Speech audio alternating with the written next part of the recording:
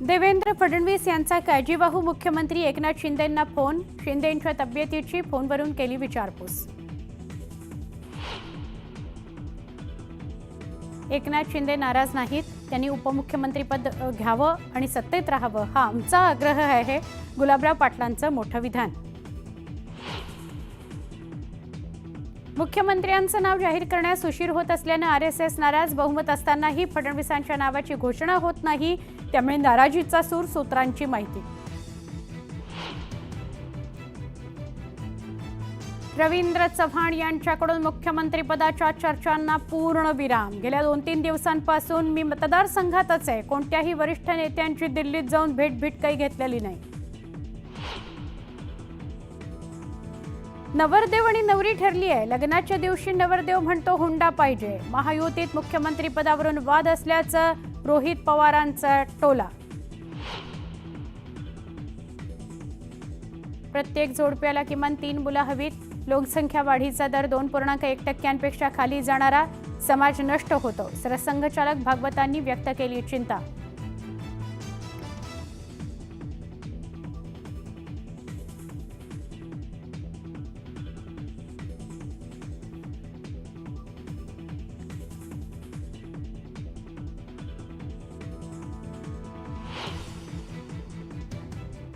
नमस्कार, मी सुवर्णा. आपण सुपरफास्ट 100ला सुरुवात करतोय. भाजपकडून मुख्यमंत्रीपदासाठी नावं अद्यापही जाहीर करण्यात आलेलं नाहीत. त्यामुळे आरएसएस प्रचंड नाराज आहे असं सूत्रांकडून कळतंय. इतकं मोठं बहुमत असूनही देवेंद्र फडणवीसांचं नाव जाहीर करण्यास उशीर का केला जातोय असा सवाल संघाकडून केला गेला असं समजतंय. बारामती मतदारसंघात अजित पवार विरुद्ध युगेंद्र पवार अशी लढत होती. या लढतीत युगेंद्र पवारांचा पराभव झालाय.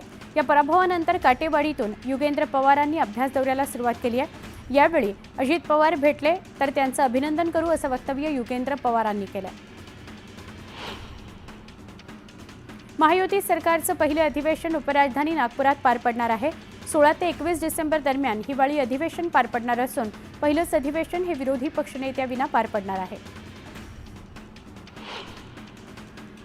एकनाथ शिंदेंची प्रकृती अस्वस्थ असल्यानं ते दरेगावात विश्रांती करता गेलेत. देवेंद्र फडणवीसांनी एकनाथ शिंदेंना फोन केला. त्यांच्या प्रकृतीची विचारपूस केली. विधानसभा निवडणुकीत प्रचाराच्या ताणामुळे एकनाथ शिंदेंची तब्येत खालावली आहे, म्हणून ते दरेगावी विश्रांती करता आलेले आहेत अशी माहिती आमदार महेश शिंदेंनी दिली. संजय राऊतांनी एकनाथ शिंदेंना पुन्हा टोला लगावला. एकनाथ शिंदेंची प्रकृती नाजूक आहे, म्हणूनच ते स्वतःच्या पक्षातील मंत्र्यांना सुद्धा भेटत नाहीत असा खोचक टोला लगावण्यात आलाय. तर एकनाथ शिंदेंना डॉक्टरांची गरजच काय, मांत्रिकाची गरज आहे की काय हे बघायला हवं असं संजय राऊतांनी म्हटलंय आणि मुख्यमंत्र्यांच्या तब्येतीवरून खोचक टोला हाणलाय.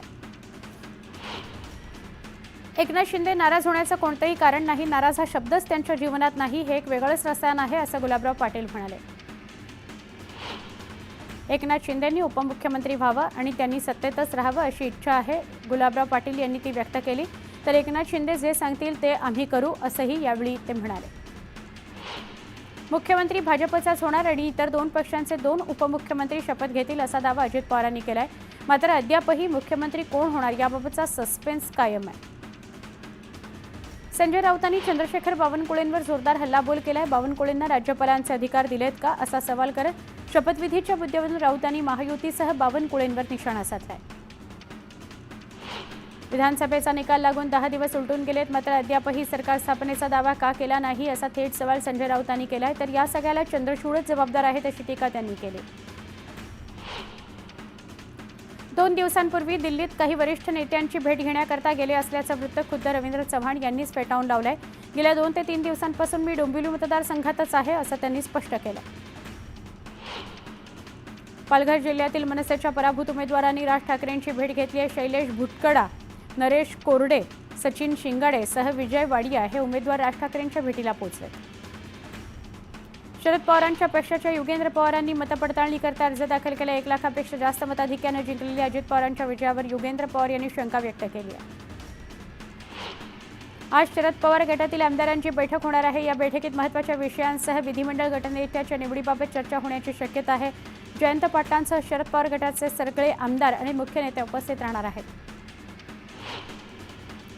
धाराशिव जिल्ह्यातील परंडा तालुक्यामध्ये अजित पवार आणि तानाजी सावंत यांचे एकत्रित बनस लावण्यात आले। यात अजित पवारांचा भावी मुख्यमंत्री म्हणून उल्लेख करण्यात आलाय, तर तानाजी सावंतांनाही शुभेच्छा देण्यात आल्यात। मात्र या दोन्ही नेत्यांचे एकत्रित बनस लागल्यानं चर्चांना उधाण आलंय।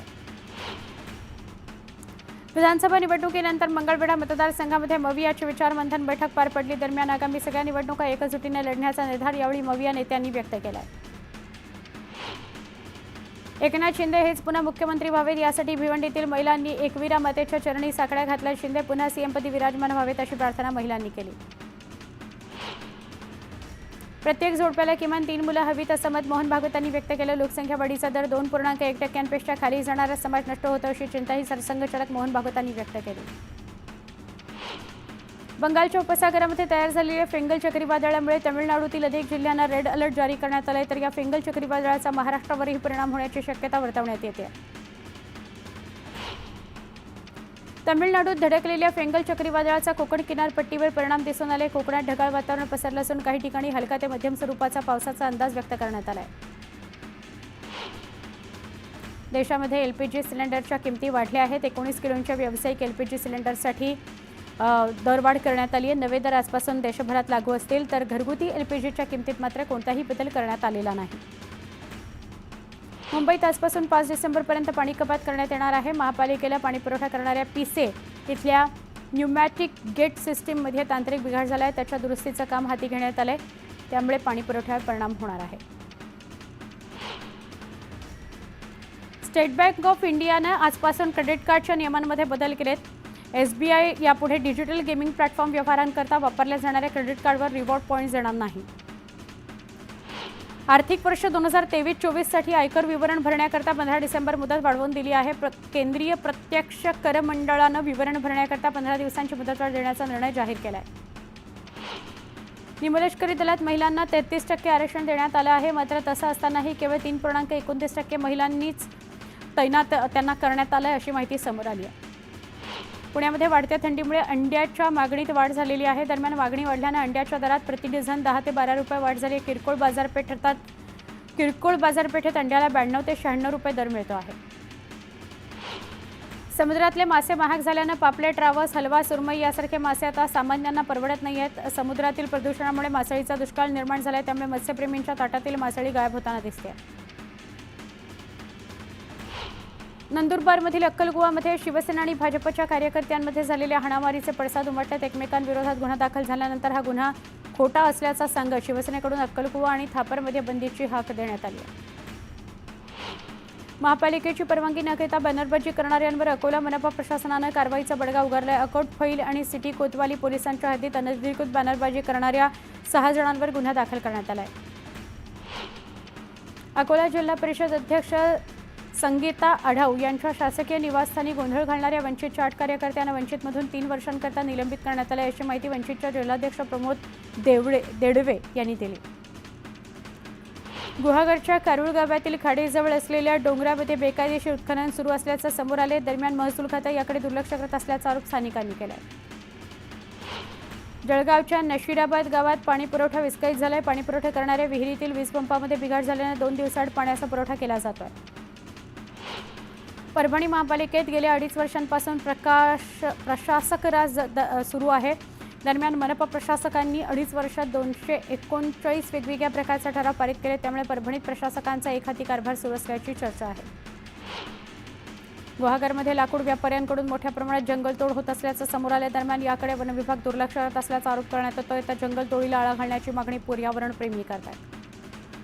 रत्नागिरीच्या गुहागरमध्ये कारुळ विसापूर खाडीजवळ असलेल्या कांदळवनाची अज्ञातानं कत्तल केल्याचं समोर आलं। खाडीच्या पात्रात अंदाजे 50 ते 60 फूट आत मातीचा भराव केल्याचं समोर आलंय। रायगडमधल्या मणगावातील काळा नदीत महाकाय मगरींचं दर्शन घडलंय। या ठिकाणी मगरींच्या संख्येत वाढ झालेली असून मानवी वस्तीतही मगरींचा मुक्त संचार बघायला मिळतो। चिपळूणमध्ये 21व्या पंचवार्षिक पशुगणनेला सुरुवात करण्यात आलेली आहे। ही प्रक्रिया 28 फरवरी 2025 पर्यंत पार पडली जाणार आहे। यामध्ये 16 प्रजातींची गणना केली जाणार आहे। पुणे सातारा महामार्गावर देगाव फाट्यावर कार आणि कंटेनरची धडक झाल्यानं मोठा अपघात झाला। दरम्यान या अपघातात 4 जण गंभीर जखमी झाले। रत्नागिरी जिल्ह्यात हर्णे समुद्रावर पर्यटकांना त्यांचा उत्साहीपणा नडलाय। कार किनाऱ्यावरील वाळूत रुतल्यानं पर्यटकांची चांगलीच दमछाक उडाली होती, मात्र स्थानिकांच्या मदतीनं कार बाहेर काढण्यात यश आलं। रत्नागिरीच्या खेडमधील भरणे नाकाजवळ खासगी बस आणि दुचाकीचा भीषण अपघात झाला. या अपघातात दुचाकीस्वार जागीच ठार झाला. नांदेड शहराजवळच्या MIDC मधील तिरुमला ऑइल डेपोला आग लागली. दरम्यान या आगीत डेपोतील काही कामगार अडकले होते. भिवंडीच्या पोगावमध्ये मध्यरात्री एका कॅन्टीनला अचानक आग लागली. या आगीत कॅन्टीनच्या शेजारी उभी असलेली स्कूटी जळून खाक झाली.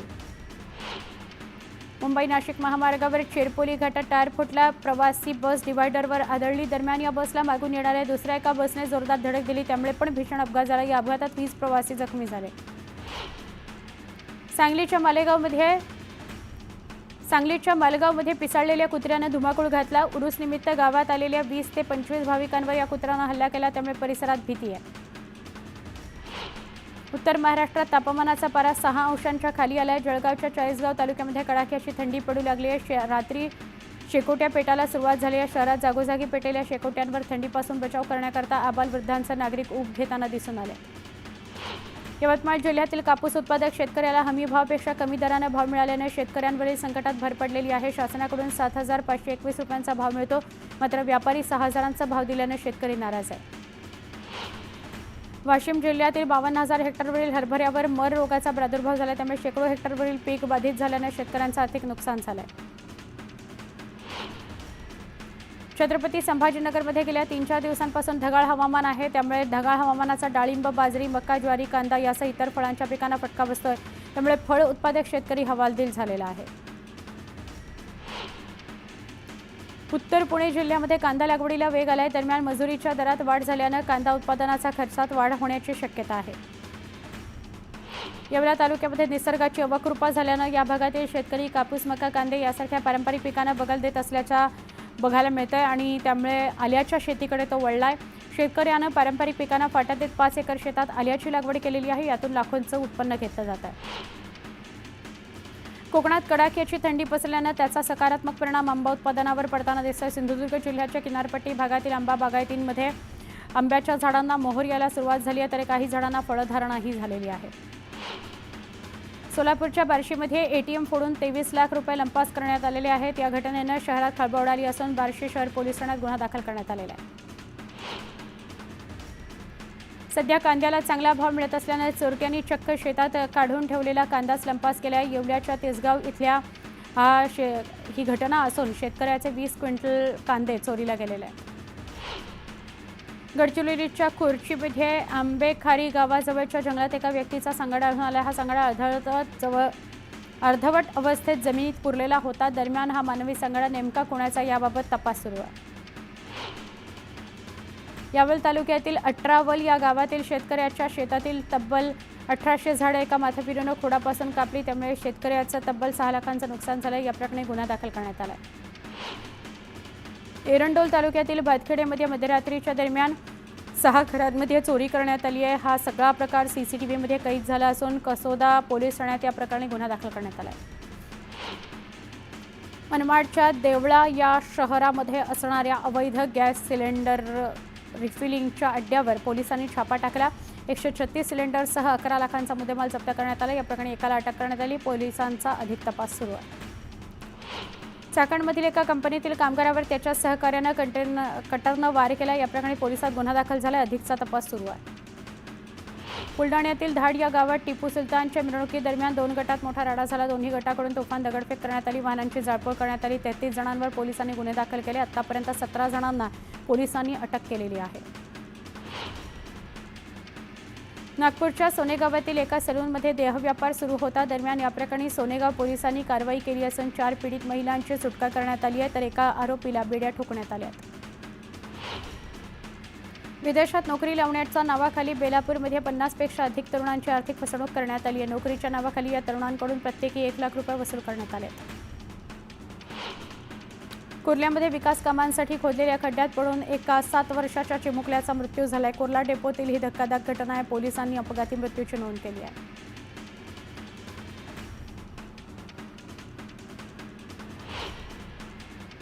एक छोटासा ब्रेक पहा फक्त. न्यूज 18 लोकमत.